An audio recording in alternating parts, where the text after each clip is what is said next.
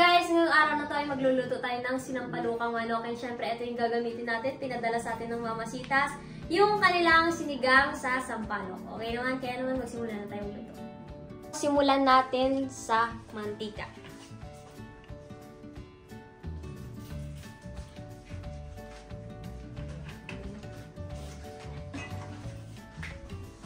Magigisa na tayo ng luya at saka sibuyas. Syempre, sasabay na natin yan. Sabayin na natin yan. Siyempre, hayaan nyo munang umamoy ng maigi bago nyo ilagay yung ating manok. Ayan, at siyempre habang nagigisa siya, so yan, gusto namin pasalamatan siyempre yung Mamasitas sa pagpapadala sa amin. Grabe, napakadami talaga nilang ipinadala sa amin. So katulad nito, pinadala kami ng sinigang sa sampalok ng Mamasitas. So first time lang din namin talagang gagamit ito. Ayan, meron pa silang ibang pinadala sa amin. So ayan, katulad nito. So ayan o. So meron tayo ditong kare-kare. So siguro sa mga susunod na video natin magluluto tayo ng kare-kare gamit itong Mamasita. Okay, iba na rin yung nalagyan nila. O, nakakatawa ang cute. Then syempre meron din silang ipinadalang oyster sauce at saka yung pang marinate ang barbecue. So ganyan. So at syempre marami pa. At syempre yun. Tutuloy na ulit natin to. At saka ang cute, meron silang sulat na pinadala sa amin. Papakita ko na lang sa inyo sa video mamaya. At lumabas na yung aroma ng ating luya, kaya naman ilalagay na natin yung manok. Ayan, napakaraming manok.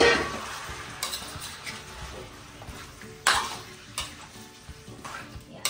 Konting halo, syempre ilalagay na natin agad yung ating paminta.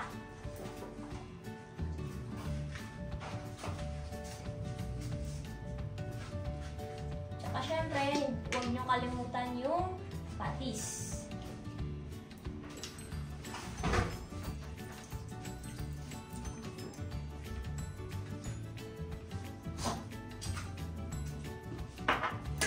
And halo-halo.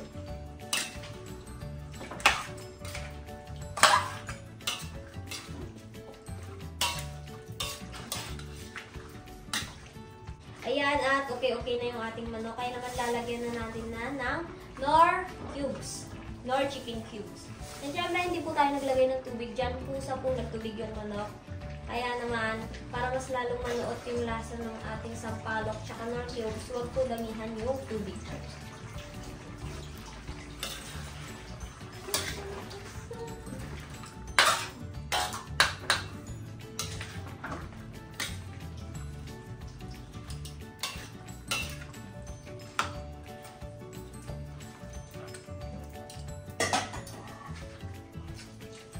Ito, magdadagdag na tayo ng tubig para pampalambutin yung ating manok. Hindi naman karamihan naman. Ganyan karami, okay na.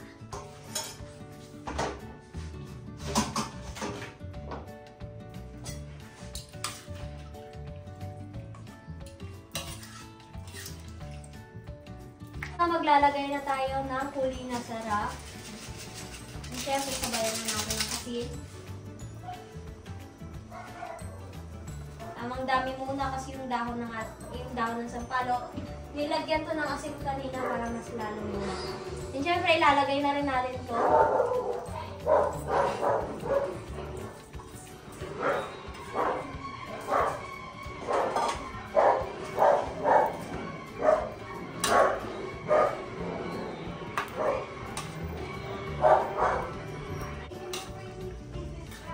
At syempre, okay na yan. Ilalagay na natin yung sitaw at saka yung siling green. Pag lumambot yung sitaw, meaning nun, sobrang lambot na naman.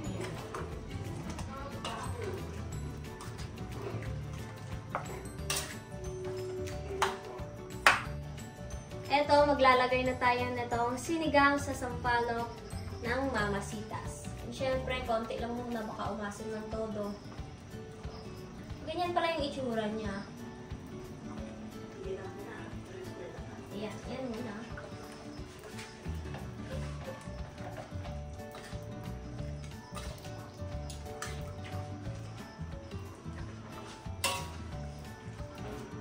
Grabe, ang sarap makaasim nung sinigang sa sampalok ng Mamasitas. So, try nyo din. Mas masarap pa siya sa sa powder. Ayan. Ano kasi siya? Paste pala siya. Yes, paste pala siya. Hindi siya powder. Kaya Pakita mo naman- hindi siya nakita. Yan naman dito. Yan, pakita mo sa kanila. Baba pa ko. Yan. Yan, paste siya. Ang astig, grabe. Kalahati lang yung nilagay namin dito. Wala pa atang kalahati yun eh. Pero ang sarap ng pagka-aasim niya. Alam niyo yun. Kaya naman luto na yung ating manok. Tignan nyo, napakalambot ng manok ko. Nasira na yung ibang manok dahil nasa lambot. O, kaya naman luto na ito.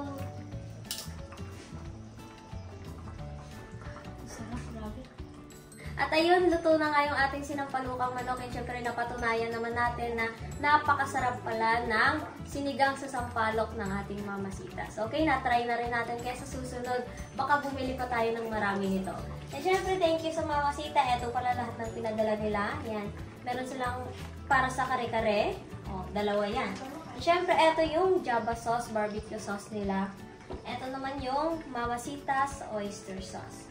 At syempre, meron din tayo ditong salamig. Yan. Mamasita salamig at syempre, shampurado. Kaya naman, thank you talaga sa Mamasita.